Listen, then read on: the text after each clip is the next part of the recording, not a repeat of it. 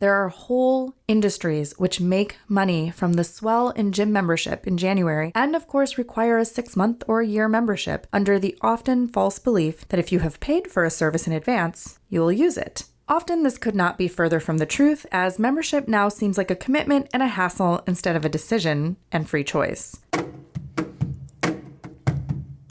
You're listening to The Creative Imposter, episode 29.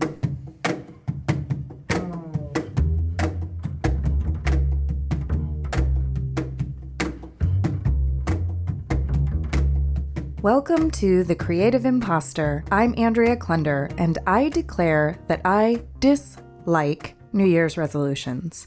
And I dislike the pervasive marketing message that comes up every year around this time. New year, new you, even more. I mean, what was wrong with the old me? What I do like is opportunities to be reflective, fresh starts, setting intentions, and creating visions. I like getting really quiet and listening to my own inner wisdom guide voice, taking a deep breath, and taking a step in a new direction.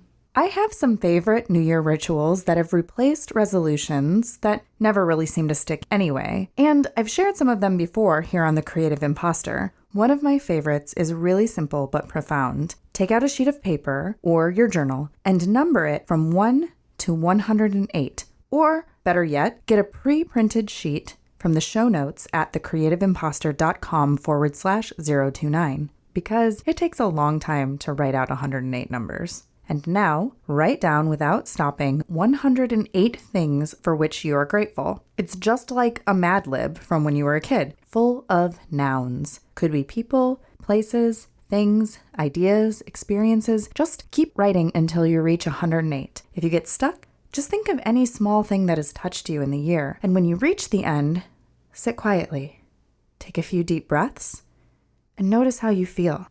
And because one of the themes of The Creative Imposter is community, I decided to crowdsource some New Year rituals and exercises to share with you to shake things up for 2017. Before we dive into these New Year alternatives, I'd like to thank Lauren Ramsey of Betsy Bash Social Media for supporting The Creative Imposter and the Chicago Women's Creative Collective in 2016. If you need a new social media plan you can stick to and actually enjoy for 2017, book a free strategy call with Lauren at thecreativeimposter.com/Betsy Bash, linked in the show notes.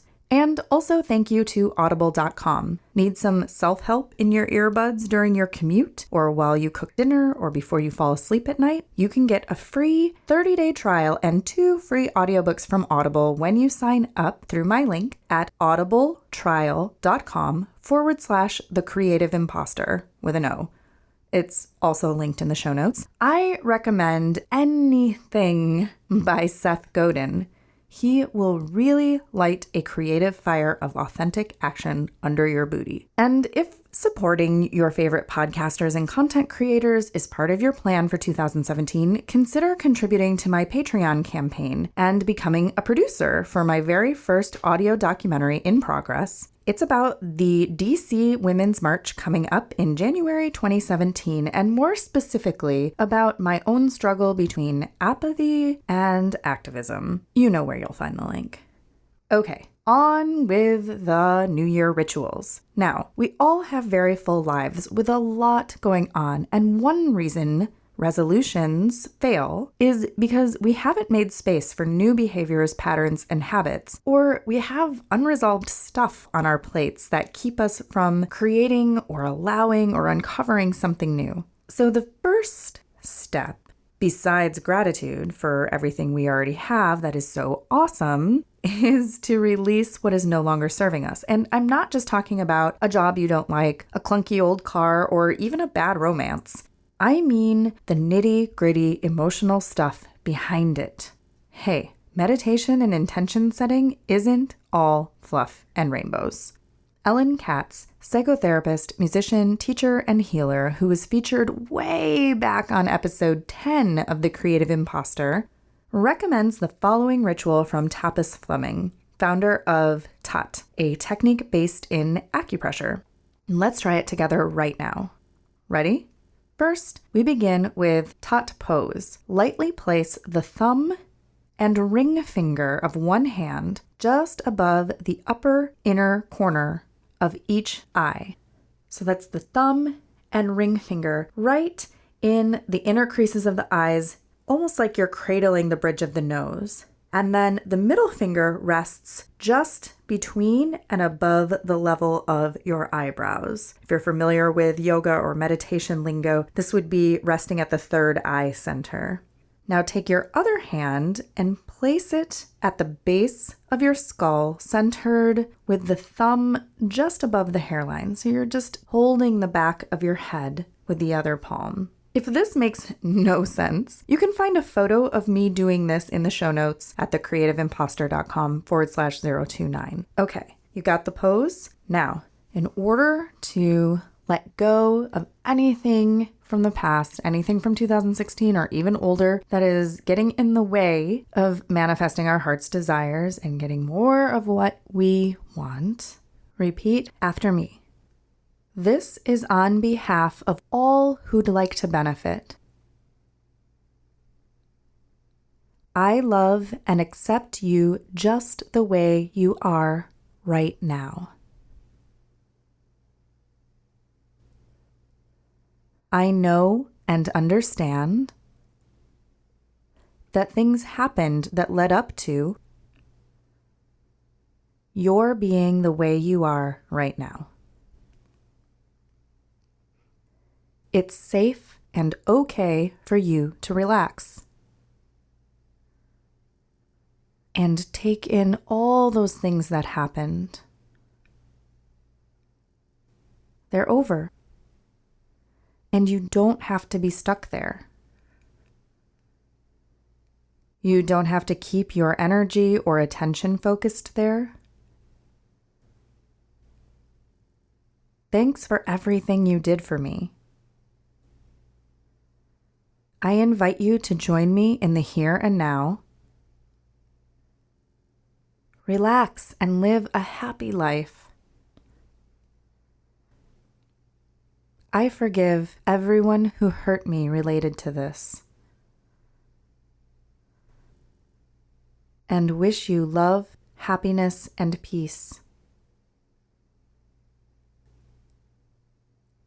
I apologize to everyone I hurt related to this, and wish you love, happiness, and peace.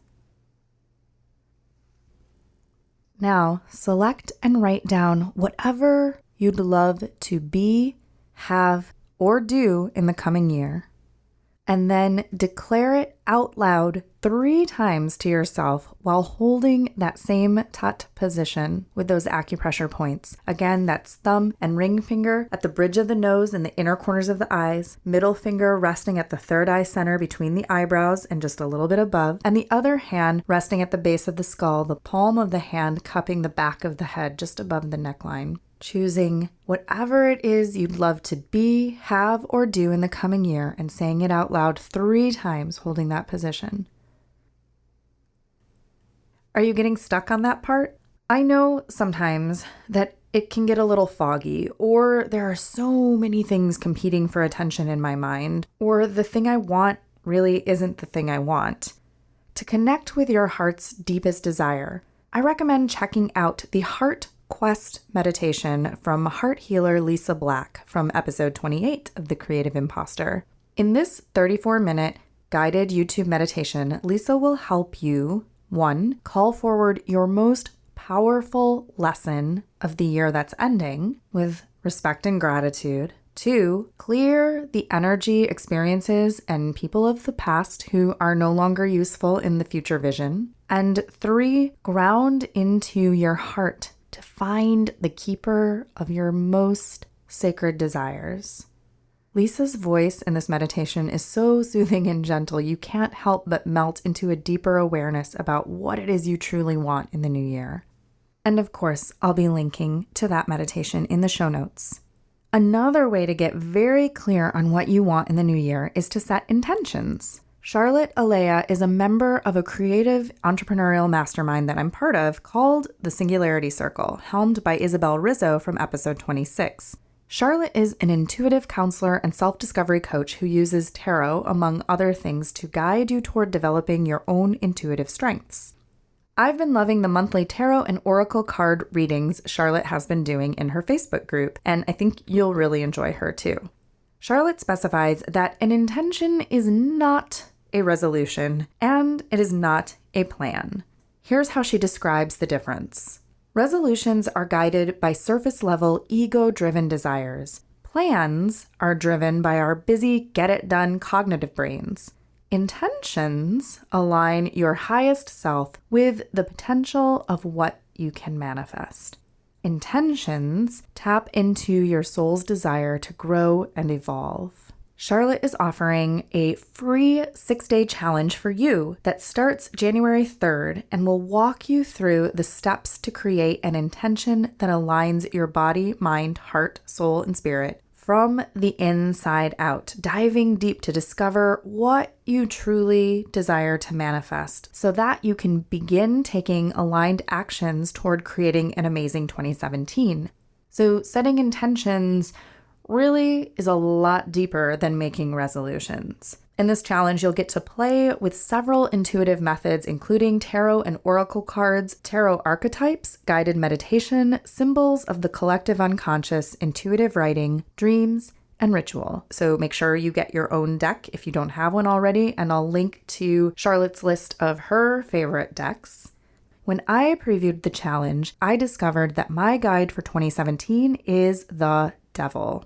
Oh my. It means facing my dark side, pushing limits and boundaries, and discovering acceptance and transcendence. With that in mind, it certainly won't be a boring year for me.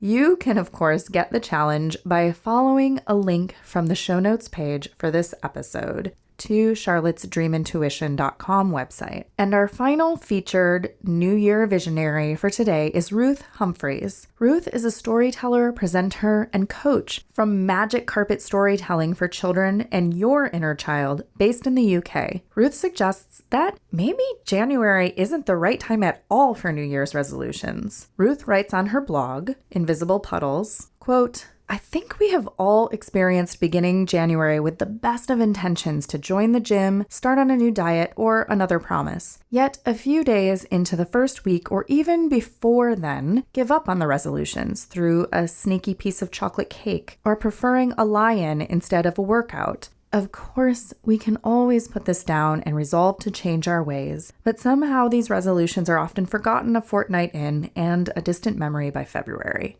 There are whole industries which make money from the swell in gym membership in January and of course require a 6-month or a year membership under the often false belief that if you have paid for a service in advance, you will use it. Often this could not be further from the truth, as membership now seems like a commitment and a hassle instead of a decision and free choice. Instead of starting New Year's resolutions in January, consider starting them in March or April. Do it at the same time as it feels natural to do a spring cleaning. The spring equinox would be a good time to take advantage of new energy. If you feel you can wait until autumn, or even better, want to give your spring equinox resolutions a boost, another good time to make New Year's resolutions is actually the beginning of September or late August. The association of the beginning of a new term for school or university means that this time brings a new energy years after we've left the classroom. End quote. Ruth does recommend to make January into Joyous January and find simple, inexpensive ways to treat yourself in January to start the new year how you wish it to go on. So however you decide to observe this holiday, be kind to yourself. Consider who, what, and how you'd like to be. Don't set yourself up for failure and disappointment. And do check out all these wonderful visionaries and links to even more New Year alternatives at thecreativeimposter.com/029. Thank you again to Lauren Ramsey of Betsy Bash Social Media Consulting, Audible.com, and to you, my listeners, for supporting The Creative Imposter in its first full year. My gratitude list will be super easy this year since there are definitely more than 108 of you, and that pretty much sums it up. If you'd like to show your gratitude and become a producer of my first audio documentary in progress as we speak, visit my brand new Patreon page where you can support this show and get some pretty neat perks for as little as $1 per month. That's $12 a year, like 2.5 lattes. Just saying.